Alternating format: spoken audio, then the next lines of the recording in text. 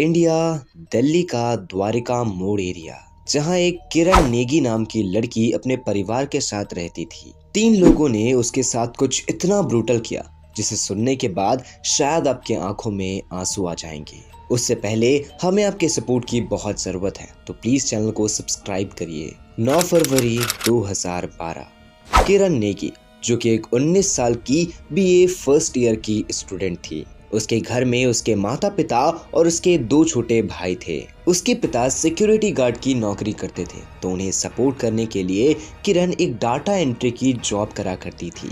उस दिन लगभग रात के 8:30 बज रहे थे। वो बस स्टॉप से उतरती है और अपने 3 दोस्तों के साथ पैदल पैदल घर जा रही होती है। लेकिन घर से थोड़ी देर पहले ही एक लाल कलर की गाड़ी उसके सामने आकर के रुकती है, जिससे 3 लोग बाहर निकलते हैं और वो जबरदस्ती किरण को गाड़ी के अंदर ढकेलना शुरू करते हैं। उसकी वो तीनों दोस्त उसे बचाने की कोशिश करते हैं। उसी रास्ते में चल रहा हुआ विकास नाम का लड़का भी किरण को बचाने की कोशिश करता है, लेकिन वो तीनों लड़के किरण को अपनी गाड़ी में बैठाते हैं और उसे लेके चले जाते हैं। किरण की वो दोस्त जा करके उसके घर में ये सारी चीजें बताती है कि एक लाल कलर की गाड़ी से 3 लोग उतरे और उन्होंने जबरदस्ती किरण को अपनी गाड़ी में बैठा करके ले गए। उसके पिता जैसे ही ये चीज सुनते हैं वो बहुत ज्यादा घबराते हैं और भागते हुए पुलिस स्टेशन पहुंचते हैं। वहां जैसे वो ये सारी चीजें पुलिस को बताते हैं तो पुलिस रिपोर्ट लिखने से मना कर देती है और वो ये कहती है कि हो सकता है आपकी बेटी किसी दोस्त के साथ गई होगी, वो कुछ टाइम के बाद वापस घर आ जाएगी। उस वक्त किरण के पिता पुलिस के सामने हाथ तक जोड़ते हैं, लेकिन पुलिस एफआईआर लिखने से मना कर देती है और वो ये कहती है कि उनके थाने में एक भी गाड़ी नहीं है, नहीं तो वो आपके साथ जाकर के उनकी बेटी को ढूंढते। लेकिन तभी जो किरण के आसपास घर के लोग रहते हैं वो कंट्रोल रूम में बार बार फोन लगा करके ये कहते हैं कि उनकी एरिया की एक लड़की किडनैप हो चुकी है, जिसके बाद पुलिस के ऊपर प्रेशर बनता है और वो एफआईआर लिखती है। जिसके बाद वो गाड़ी लेकर के इन्वेस्टिगेशन करने के लिए निकलती तो है, लेकिन वो इन्वेस्टिगेशन करती नहीं है, क्योंकि पुलिस को अभी भी यही लग रहा था कि वो अपने किसी दोस्त के साथ गई है और वो वापस घर आ जाएगी। लेकिन 11 फरवरी 2012 उस दिन ये खबर न्यूज़पेपर में छप चुकी थी, जिसकी वजह से पुलिस के ऊपर जो प्रेशर रहता है वो बहुत ज्यादा बढ़ जाता है। अब 12 फरवरी 2012 पुलिस इन्वेस्टिगेशन के लिए एक न्यू टीम बनाती है और इन्वेस्टिगेशन करना शुरू करती है। वो अलग अलग जगह जाती है और वो लाल गाड़ी को ढूंढने की कोशिश करती है, लेकिन तभी एक नाकाबंदी में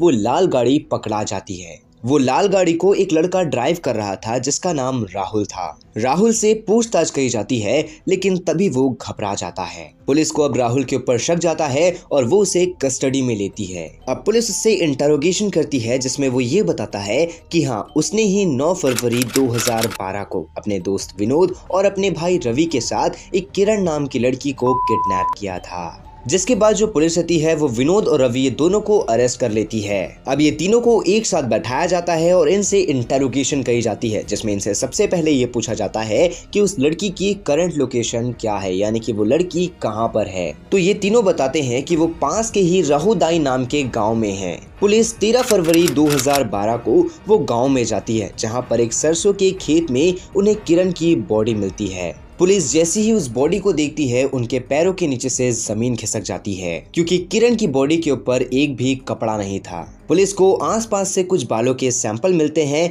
कुछ ब्लड के सैंपल मिलते हैं और एक वॉलेट मिलता है, और वॉलेट के साथ ही साथ वो जो लाल गाड़ी थी उसी के बोनट का एक छोटा सा प्लास्टिक का टुकड़ा मिलता है। नाउ जो किरण की बॉडी रहती है उसे पोस्टमार्टम के लिए भेज दिया जाता है। अब वो तीनों लड़कों को बैठाया जाता है और उनसे पूरी पूछताछ करी जाती है, जिसमें वो शुरुआत से ये बताते हैं कि हाँ, उन्होंने किरण को किडनैप किया, जिसके बाद वो उसे इस सरसों के खेत में लेकर के आए। लेके आने के बाद उन्होंने उसके कपड़ों को फाड़ा और एक एक करके उसके ऊपर फिजिकल हुए, जिसके बाद उन्होंने कार की बैटरी निकाली और उसके अंदर के एसिड को उसके मुंह के ऊपर फेंक दिया, जिससे कभी भी कोई भी इंसान ये पहचान ना पाए कि ये बॉडी किरण की है। जिससे कई ज्यादा ब्रूटल चीज ये थी कि वो वहीं पर बैठ करके ड्रिंक कर रहे थे और ड्रिंक करने के बाद जो वो कांच की बोतल थी उसे तोड़ के उसके प्राइवेट पार्ट के अंदर डाल दिए। जिसके बाद पता चलता है कि वहां पर से जो वॉलेट मिला था वो वॉलेट किसी और का नहीं बल्कि राहुल का था। जिसके बाद पुलिस लास्ट कंफर्मेशन के लिए वो तीनों की लास्ट लोकेशन चेक करती है और साथ ही साथ किरण की भी लास्ट लोकेशन चेक करती है।